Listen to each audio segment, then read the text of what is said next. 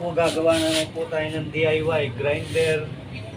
Tsaka po yung ito po, lagyan natin, gagawa po tayo ng panggiling para sa mga manok.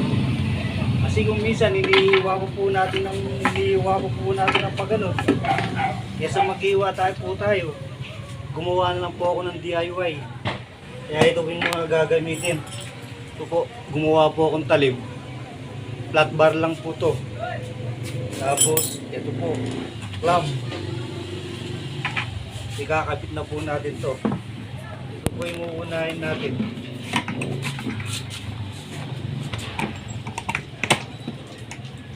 Bali, inano ko na po to para hindi ko mahaba yung video.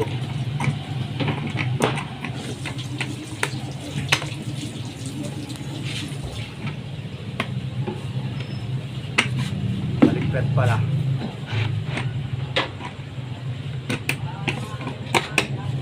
Ayan po. Bali, nilagyan ko po ng clamp para hindi ko masyadong gumulaw to. Tapos lalagyan po natin ng lock. Ayan po. Wala po akong pangipit, dito lang. Ayan po, ayan. Ayan po. Push yung isa.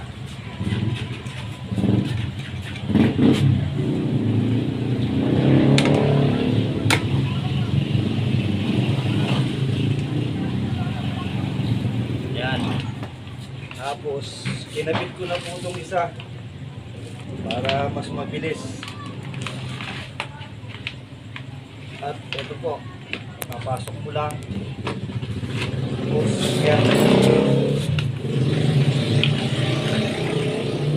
Tapos, kakabit po natin yung isa.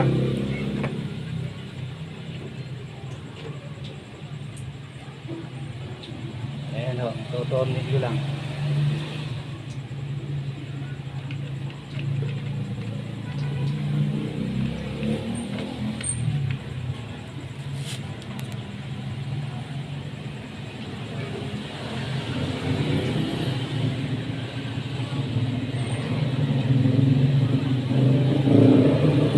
Barena. Hindi yung makakapasok yung barena dito.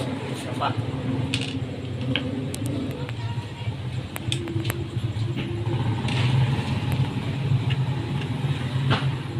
Para po walang kagalaw yung grinder.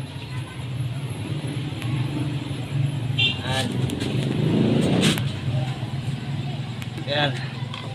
Ayan po siya, walang kagalaw yung grinder. Balikin lang po natin.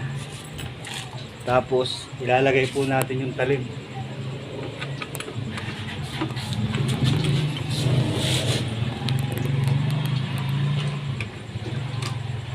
Ingat lang pong paglagay. Matalim mo ito.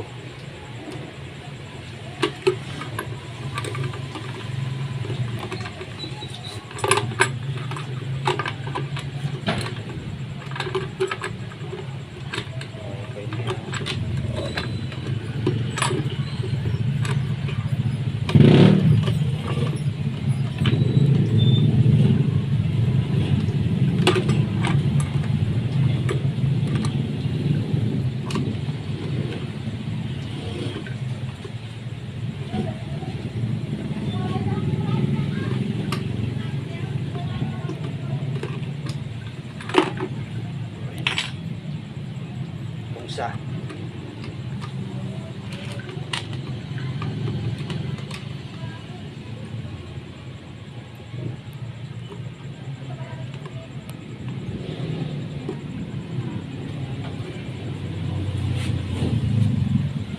Yan.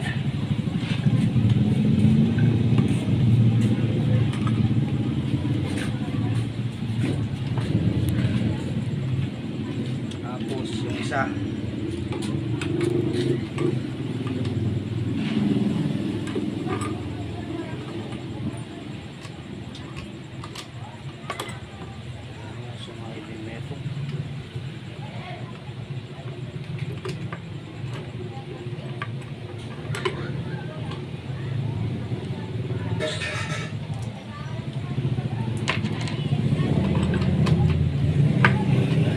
Natin medyo maluwag.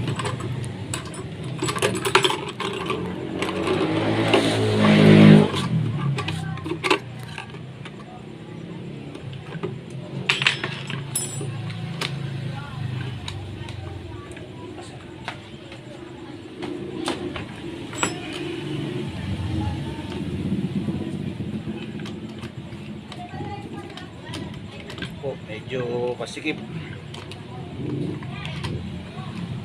Talim po kasi.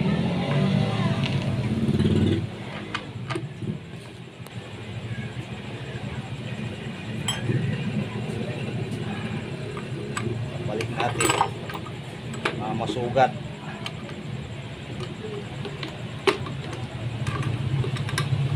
Po kasi hindi pantay, wala rin.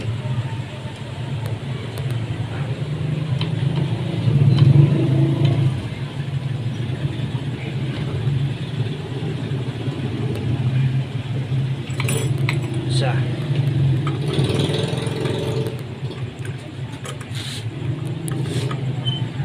Bali, ginawa ko lang po itong talim na to.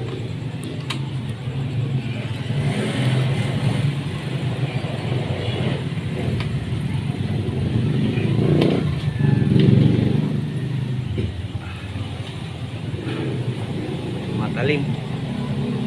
Ayan po. Uslak.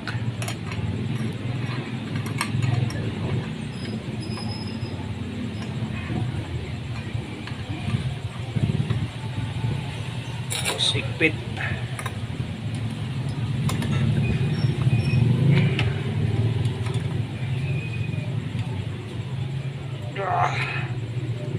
Yan po. Yan po siya. Bali, ginawa ko lang po yung talim na yan.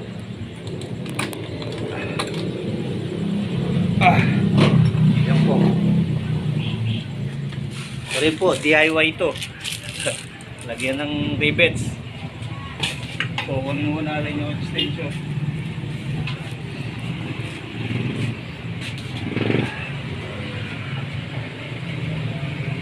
Ayan. Try po natin.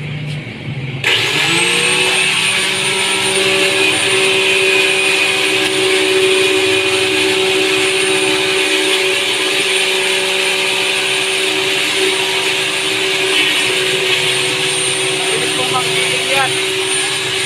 Ayan po.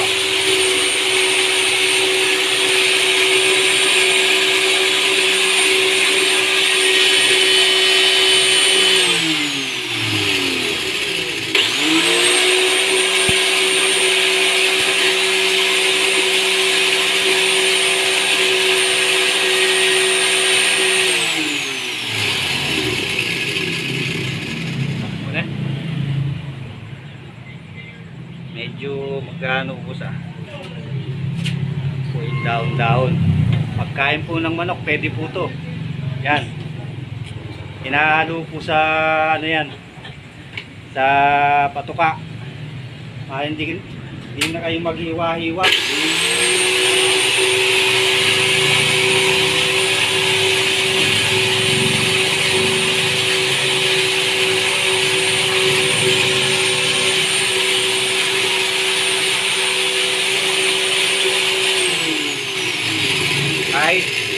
Kahit serpentina po, ayan o. Gigilingin na natin yung serpentina.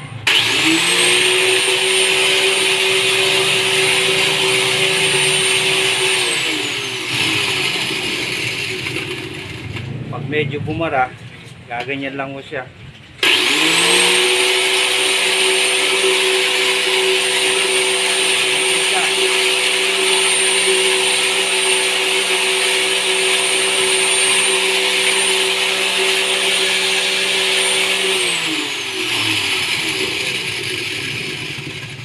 Ayan po,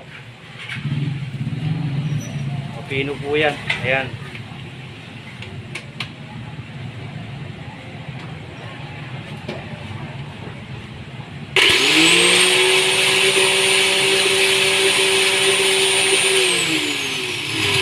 Para po siyang ano, para siyang blender.